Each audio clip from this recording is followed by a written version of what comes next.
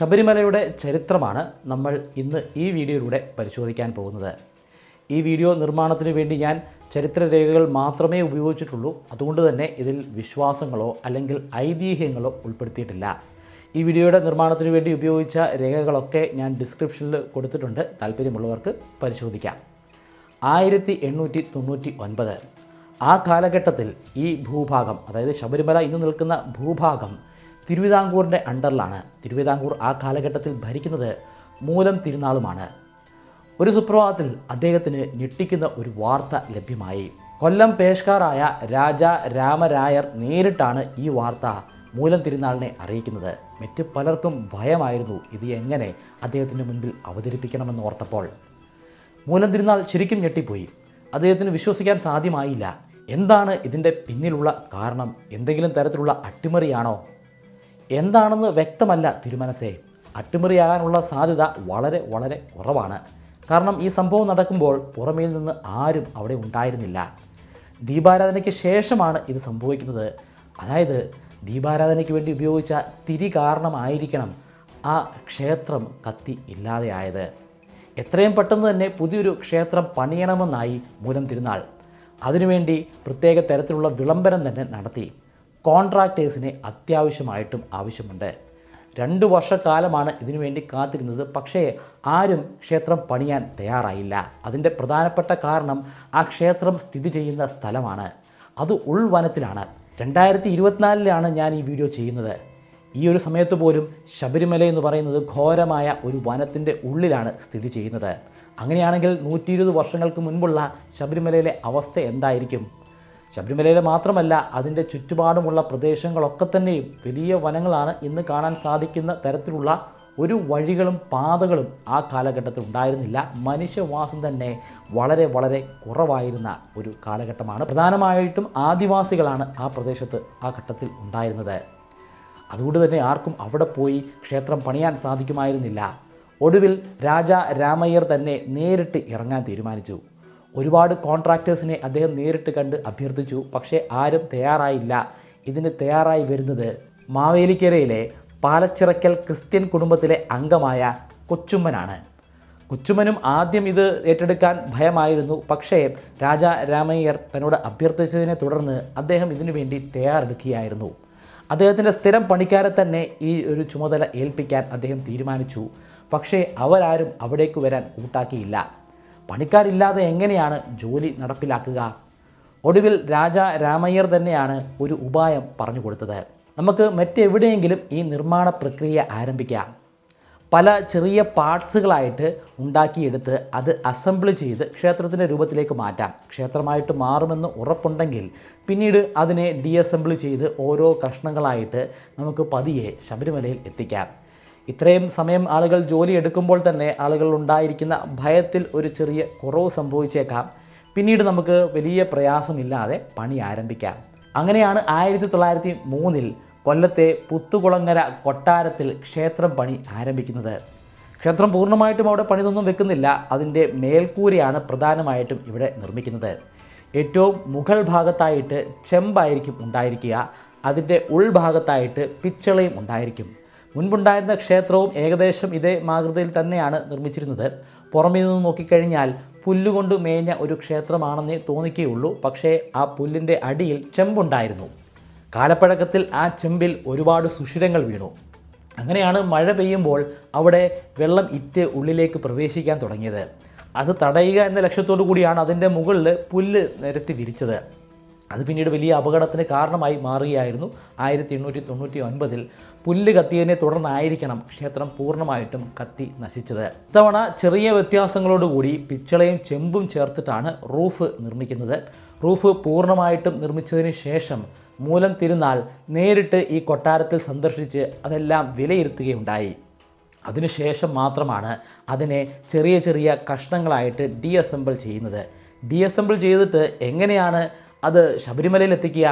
കൊല്ലത്ത് നിന്ന് വളരെയധികം ദൂരമുണ്ട്. തലച്ചുമടായിട്ട് അവിടേക്ക് കൊണ്ടുപോകണമെങ്കിൽ തന്നെ വർഷങ്ങൾ ചിലപ്പോൾ വേണ്ടി വന്നേക്കാം.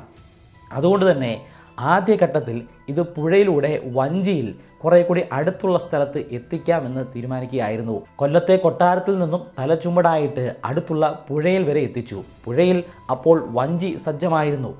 അങ്ങനെ നിരവധി വഞ്ചികളുടെ സഹായത്താൽ കോട്ടയത്തെ കോടിമാതയിൽ ഇത് എത്തിച്ചു.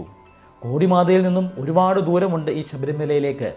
പക്ഷേ അങ്ങനെ പോകാൻ പറ്റുന്ന രീതിയിലുള്ള പുഴയൊന്നും ഉണ്ടായിരുന്നില്ല. അതുകൊണ്ട് തന്നെ 500ഓളം വരുന്ന തൊഴിലാളികളുടെ സഹായത്താൽ ആ ക്ഷേത്രത്തിൻ്റെ വിവിധ ഭാഗങ്ങളും മറ്റ് നിർമ്മാണ ആവശ്യത്തിന് വേണ്ടിയുള്ള പദാർത്ഥങ്ങളുമൊക്കെ ശബരിമലയിലേക്ക് കാൽനടയായിട്ട് ചുമന്നുകൊണ്ട് പോവുകയാണ് ഉണ്ടായത്.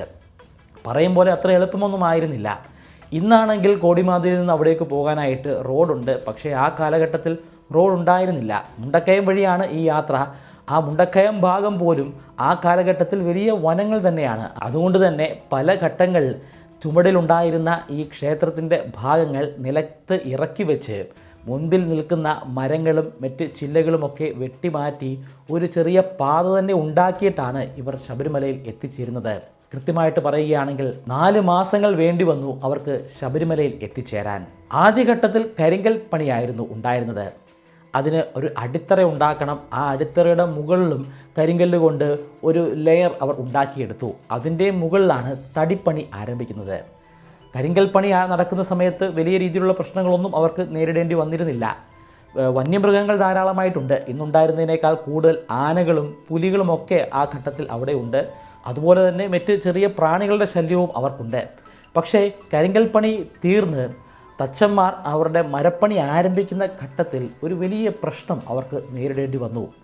ഇതിനെല്ലാം നേതൃത്വം നൽകുന്ന കോൺട്രാക്ടറായിട്ടുള്ള കൊച്ചുമ്പന് മലമ്പനി ബാധിച്ചു കിടപ്പിലായി.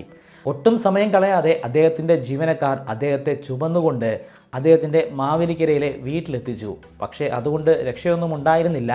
അധികം വൈകാതെ കൊച്ചുമ്മൻ മരണമടഞ്ഞു. ക്ഷേത്രത്തിൻ്റെ പണി അവിടെ അവസാനിക്കുകയാണ്.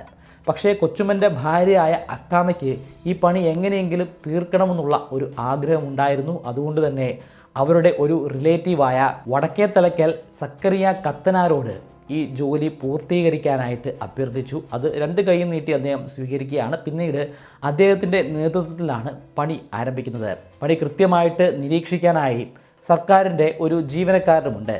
ചെങ്ങന്നൂർ തഹസിൽദാരായ MC നാരായണ പിള്ളയാണ് ഇൻസ്പെക്ടറിൻ്റെ കുപ്പായം അണിയുന്നത്.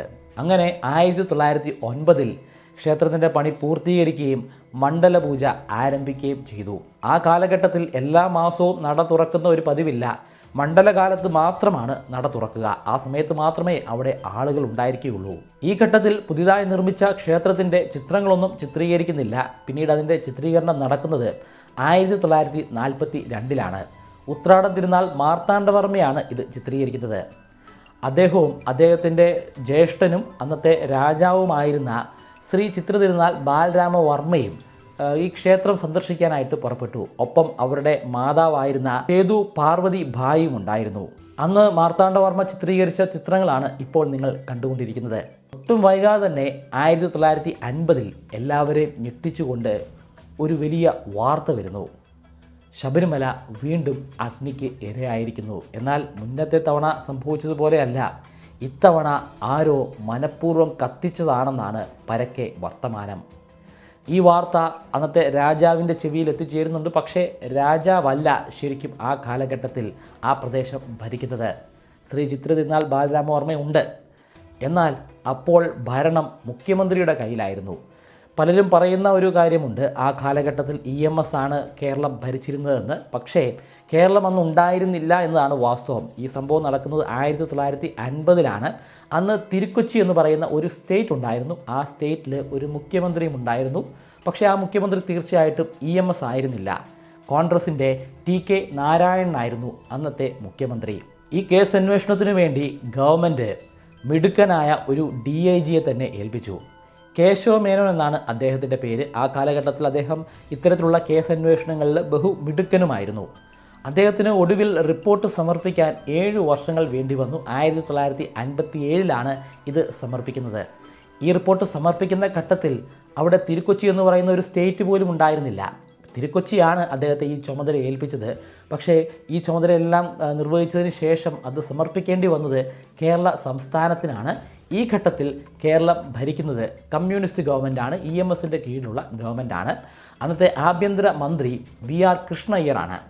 VR കൃഷ്ണയ്യർ വളരെയധികം പ്രാധാന്യത്തോടു കൂടി തന്നെ ഈ റിപ്പോർട്ട് നിയമസഭയിൽ അവതരിപ്പിച്ചു. അതിനെ തുടർന്ന് വലിയ രീതിയിലുള്ള ഒരു ലഹള തന്നെയാണ് നിയമസഭയുടെ ഉള്ളിൽ ആരംഭിക്കുന്നത്. ആ കാലഘട്ടത്തിൽ പാലാ, കാഞ്ഞിരപ്പള്ളി മേഖലകളിൽ ഉണ്ടായിരുന്ന ഏറ്റവും പ്രശസ്തരായിട്ടുള്ള ക്രിസ്ത്യാനികളുടെ പേരായിരുന്നു അതിൽ പരാമർശിച്ചിരുന്നത്. അതിൽ വലിയ രീതിയിലുള്ള ഒരു പ്രതിഷേധമാണ് കോൺഗ്രസ് ഉന്നയിക്കുന്നത്. എങ്ങനെയാണ് ആ കാലഘട്ടത്തിൽ കേശവ മേനോന് അന്വേഷണം നടത്താൻ സാധിച്ചിരുന്നത്? ആ ഘട്ടത്തിൽ CCTVയോ അല്ലെങ്കിൽ അത്തരത്തിലുള്ള ഒരു രീതിയിലുള്ള മാർഗങ്ങളും ഉണ്ടായിരുന്നില്ല. ആകെ ചെയ്യാൻ പറ്റുന്ന കാര്യം അവിടെ ഉണ്ടായിരുന്ന ആളുകളോട് സംസാരിക്കുക എന്നതാണ്. ആ പ്രദേശത്ത് ആ സമയത്തുണ്ടായിരുന്ന എല്ലാ ആളുകളോടും സംസാരിച്ചു. അവരൊക്കെ തന്നെയും പറയുന്നത് ഈ പറയപ്പെടുന്ന ക്രിസ്ത്യൻ കുടുംബത്തിലെ അംഗങ്ങൾ ആ മേഖലകളിൽ ആ സമയങ്ങളിൽ ഉണ്ടായിരുന്നു എന്നതാണ്. വ്യക്തമായിട്ടുള്ള കാരണങ്ങളൊന്നുമില്ലാതെ അവർ ആ ശബരിമലയിലെ ആ വനത്തിൻ്റെ ഉള്ളിൽ അവിടെയും ഇവിടെയുമൊക്കെ ആയിട്ട് നിൽപ്പുണ്ടായിരുന്നു എന്ന് പറയപ്പെടുന്നു. പക്ഷേ അത് എത്രമാത്രം വാസ്തവമാണെന്ന് പറയാൻ സാധിക്കുകയില്ല. ക്ഷേത്രം പൂർണ്ണമായിട്ടും കത്തി നശിച്ചെങ്കിലും അന്നത്തെ വിഗ്രഹം കത്തി നശിച്ചിരുന്നില്ല. പക്ഷേ അത് വലിയ രീതിയിൽ തകർക്കപ്പെട്ടിരുന്നു. അതിൻ്റെ തല നഷ്ടമായിരുന്നു, കൂടാതെ ഇടത്തെ കൈയും നഷ്ടപ്പെട്ടിരുന്നു. അങ്ങനെ ഒടിഞ്ഞു മാറിയ ഇടത്തെ കൈയുടെ വിരലുകളും നശിപ്പിക്കപ്പെട്ട രീതിയിലാണ് കാണപ്പെട്ടിരുന്നത്. അത് വാളുപയോഗിച്ചിട്ടോ അല്ലെങ്കിൽ മറ്റെന്തെങ്കിലും ആയുധങ്ങൾ ഉപയോഗിച്ചിട്ടോ വെട്ടി നശിപ്പിച്ചതാണെന്നാണ് ഈ റിപ്പോർട്ടിൽ പരാമർശിക്കുന്നത്. പക്ഷേ അതിനുപരിയായി മറ്റൊരു സാധ്യത കൂടിയുണ്ട്. കാരണം ക്ഷേത്രം കത്തി നശിക്കുമ്പോൾ അതിൻ്റെ കഴുക്കോല് അടർന്ന് അത് നിലത്തേക്ക് വീഴാനുള്ള സാധ്യതയുണ്ട്. അത്രയും ഭാരമേറിയ വസ്തുക്കൾ നിലത്തേക്ക് വീഴുന്ന ഘട്ടത്തിൽ ആ വിഗ്രഹത്തിന് വലിയ രീതിയിലുള്ള ക്ഷതമേൽക്കാനുള്ള ഒരു സാധ്യതയും നമുക്ക് കാണാം. അങ്ങനെ ആയിരിക്കാം ഒരു പക്ഷേ വിഗ്രഹം നശിച്ചത്. പക്ഷേ റിപ്പോർട്ടിൽ അങ്ങനെയല്ല പരാമർശിച്ചിരുന്നത്. വലിയ രീതിയിലുള്ള പ്രക്ഷോഭങ്ങൾ ഉണ്ടാകുമെന്ന് ഉറപ്പായതോടുകൂടി ഗവൺമെൻറ് ആ റിപ്പോർട്ട് ക്ലാസിഫൈ ചെയ്യുകയാണ് ഉണ്ടായിരുന്നത്.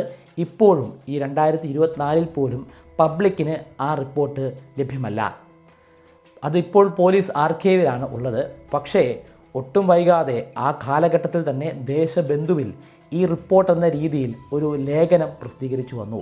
അത് ആ റിപ്പോർട്ടല്ല എന്ന് നിഷേധിച്ചുകൊണ്ട് ആരും തന്നെ വന്നിട്ടില്ല. അതുകൊണ്ട് അതുതന്നെ ആയിരിക്കാം റിപ്പോർട്ടിലെ സാരാംശമെന്ന് നമുക്ക് മനസ്സിലാക്കാം. നിയമസഭയിൽ തന്നെ വലിയ ലഹളയായതിനെ തുടർന്ന് ഇതുമായി ബന്ധപ്പെട്ട് പിന്നീട് ഒരു അന്വേഷണമോ അറസ്റ്റോ ഉണ്ടായിട്ടില്ല. ക്ഷേത്രം പണി അതിവേഗതയിൽ തന്നെ പൂർത്തീകരിക്കുകയും വീണ്ടും മണ്ഡലകാല പൂജകൾ ആരംഭിക്കുകയും ചെയ്തു.